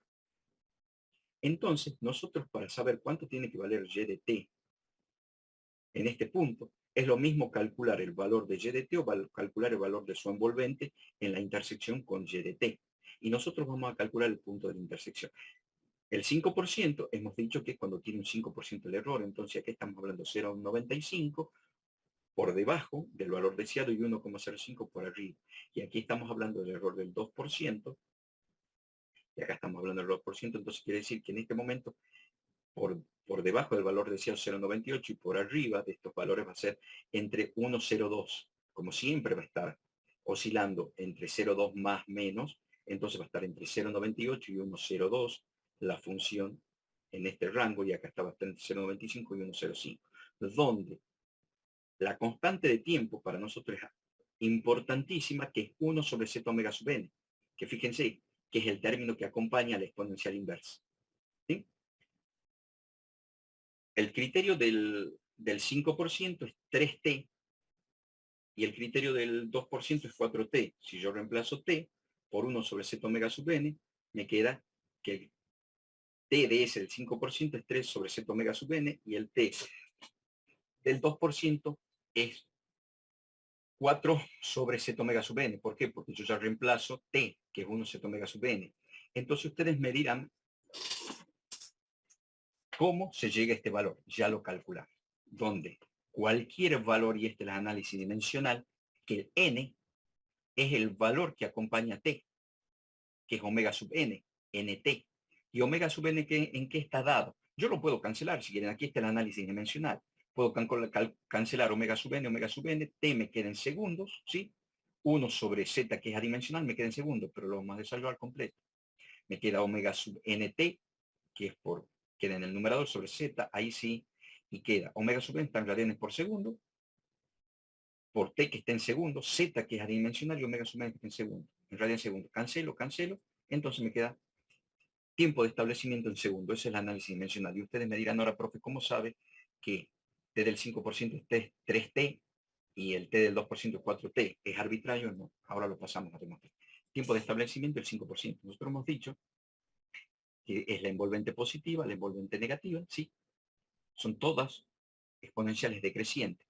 Yo sé que en el 5% tengo por exceso un defecto en el 1,05 y por defecto en el 0,95. Entonces, hemos dicho que la particularidad de esta demostración es que en el punto de contacto y de t es igual a su envolvente. Entonces, en este punto del 5%, la función puede valer, o sea que el envolvente puede valer 0,95 o y de t puede valer 0,95. En el caso nuestro, nosotros vamos a trabajar con la envolvente. En el caso 1, la envolvente superior va a ser 1 más 1 sobre 1 menos z cuadrado por e menos z omega sub nt vale 1,05. Y de t también vale 1,05 en el punto de contacto con la envolvente. Y el caso siguiente puede ser con la envolvente inferior, que es 1 menos tanto, va a ser 0,95. En el caso de la demostración, nosotros vamos a utilizar que el envolvente tiene el mismo valor de y de t en t del 5%. ¿Por qué? Porque las dos funciones al intersectarse tienen el mismo valor. Entonces, tomamos como válido la relación y la ecuación de que 1 más 1 sobre raíz cuadrada de 1 menos z cuadrado por e a la menos z omega sub n ts es igual a 1 del 0,5. ¿Por qué? Porque estoy tomando el envolvente superior, el caso A. Vamos a resolver para n sub nts. ¿Por qué? Porque mi idea es despejar y trabajar sobre ts. ¿Qué es lo que hago? Paso restando lo primero, paso restando el 1. Me queda 1,05 menos 1. 1 menos raíz cuadrada de 1 menos z cuadrado, paso multiplicando. Está acá. ¿Y qué es lo que hago ahora? Para operar con respecto a omega sub nt, si yo tengo que, en realidad tengo que hacer desaparecer la función exponencial y para eso tengo que aplicar el logaritmo neperiano a ambos miembros. Aplico el logaritmo neperiano y me queda menos z omega sub nt del logaritmo neperiano de 0,05. ¿Por qué? Porque es 1. 0,5 menos 1 es 0,05. Fíjense, es el logaritmo neperiano del error. En realidad, es el logaritmo neperiano del error. Admisible. Aplico la distributiva contra el logaritmo neperiano con respecto a la multiplicación y me queda, obviamente, aplico y despejo. Aplico y despejo. Paso menos z que estoy multiplicando, paso dividiendo y lo mismo que ponga 1 por el logaritmo neperiano. Lo que yo puedo hacer aquí es suponer que para valores pequeños de z, en este caso me adelanté, aquí voy a suponer que para valores pequeños de z es despreciable. ¿Por qué? Porque para valores pequeños de z muy chiquito al cuadrado se hace muy chiquito, entonces es prácticamente 0. Y raíz de 1 menos 0, raíz cuadrada de 1 es 1, entonces realmente me va a quedar el logaritmo neperiano de 0,5 nada más. ¿Sí? Entonces el logaritmo neperiano de 0,5 es menos 2,99573. El logaritmo neperiano de 0,5 es negativo. Y yo ya tengo acá negativo por negativo, me queda positivo. ¿Sí? Negativo, me queda positivo. Yo ya quiero directamente, me queda positivo. ¿Positivo qué? Si esto es un número, ya directamente es una constante. Me queda una constante positiva sobre z, que es lo que tengo acá. Si yo despejo TDS, me queda que TDS aproximadamente 3 veces z omega sub. Y es lo que nosotros teníamos. ¿Sí? Lo mismo pasa para un tiempo de establecimiento del 2%. Nosotros en lugar de asumir que vamos a trabajar con un error del 0,05, vamos a trabajar con un error del 0,02.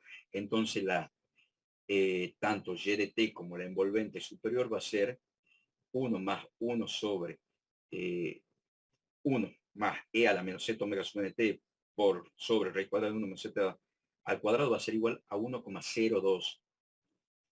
Y el caso contrario, para valores menores, va a ser menos, va a ser 0,98. Nosotros estamos tomando la demostración por valores superiores. Y es exactamente lo mismo. Se hace exactamente lo mismo. Se iguala, resuelvo para omega sub nts, que es lo que hago. Primero paso restando 1 y después paso multiplicando raíz cuadrada de 1 menos z cuadrada. Es exactamente lo mismo. Aplico el logaritmo neperiano en ambos términos. Hemos dicho que asumiendo que para z en este caso, despejando, primero despejo, paso dividiendo z que está multiplicando con signo negativo, asumiendo que z toma valores chiquitos, entonces el cuadrado es casi igual a 0, 1 menos 0 es 1, raíz cuadrada de 1 es 1, por lo tanto es despreciable el valor este, ¿sí? Entonces me quedan los logaritmos neperianos de 0,02. El logaritmo neperiano de 0,02 es un valor negativo que multiplicado por otro valor negativo me da positivo, entonces me va a dar 39120 sobre z. ¿Sí?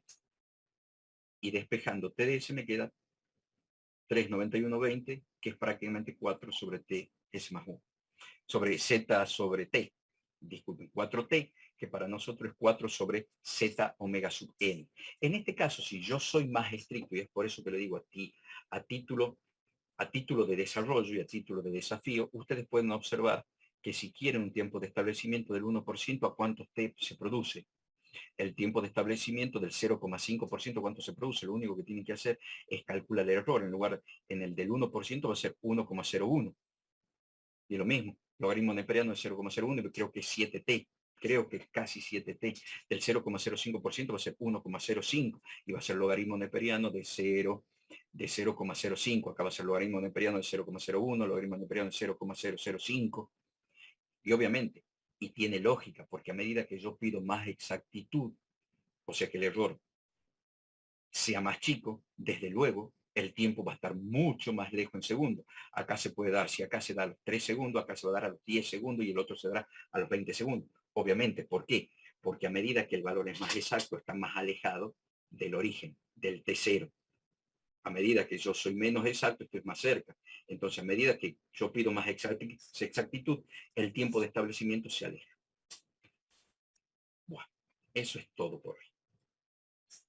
Sé que es una clase larga, rápida, y que tiene, bien, lo pedido, lo prometido, mil disculpas. Prometido, comparto pantalla.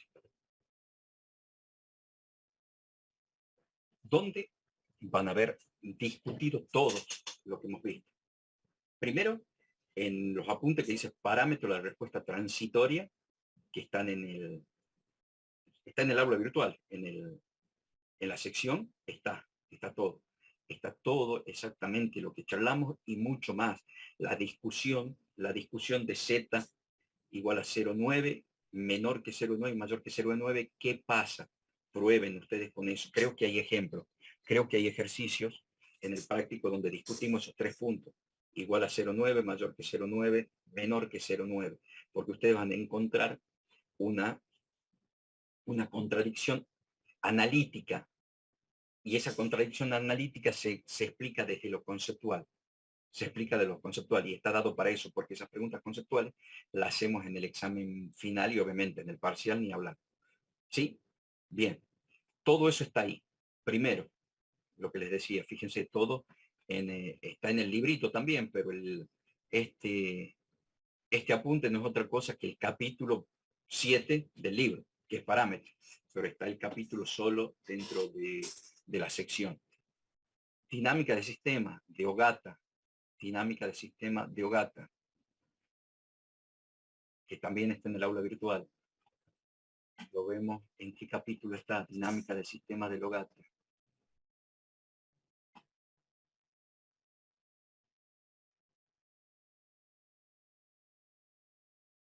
Capítulo 7, análisis de la respuesta transitoria en sistema de primer orden, segundo orden, antes de la función de transferencia.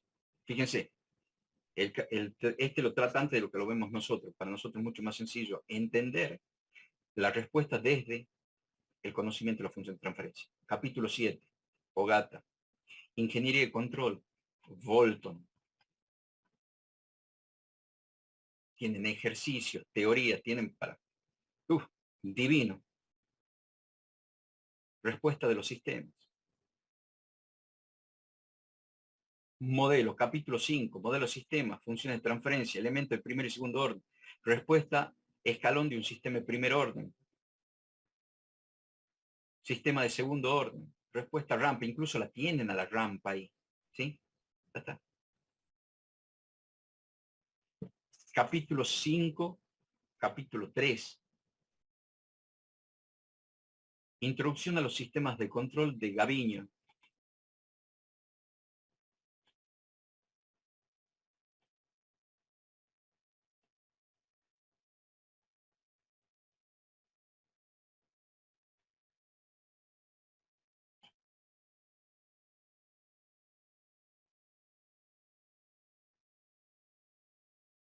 Características, respuesta de los sistemas, sistema de primer orden, sistema de segundo orden, sistemas de orden superior.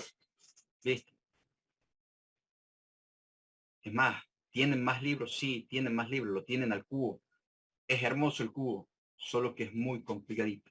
Si lo quieren leer al cubo, encantado, ningún problema. Ningún problema. ¿Sí? Bien.